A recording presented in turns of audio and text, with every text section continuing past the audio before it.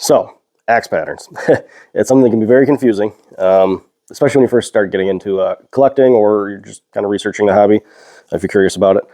Patterns can get confusing. So, some of the most common patterns that you're going to come across, at least from my experience, and this varies, is going to vary a bit depending on geographically where you are too, but I'd say the two most common patterns that you're going to come across are the Dayton.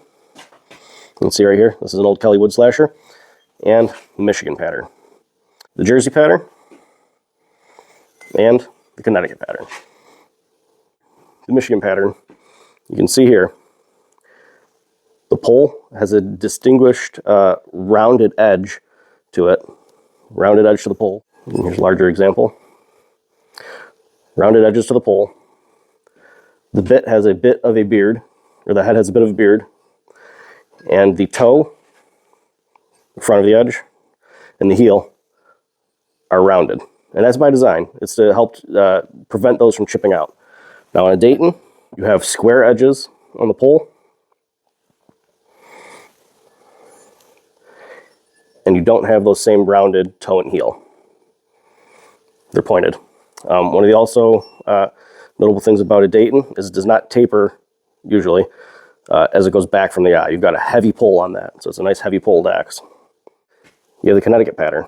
One of the defining features of the Connecticut pattern is from the widest part of that eye, as it goes back, it tapers. Gives kind of a boat tail look. Now this one is mushroomed a little bit, but not too bad.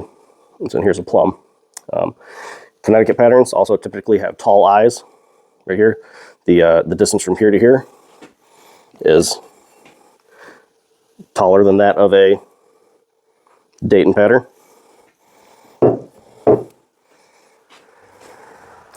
And there is that still a bit of that beard.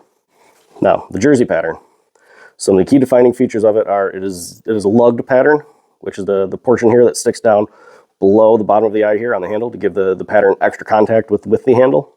It is a tall eye pattern, typically with a heavy squared pole.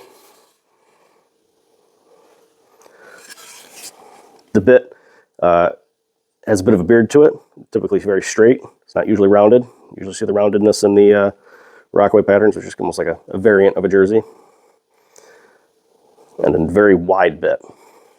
So those are the most common patterns you're probably going to come across when you're axe hunting. There's a ton more, so that list is not all inclusive by any means.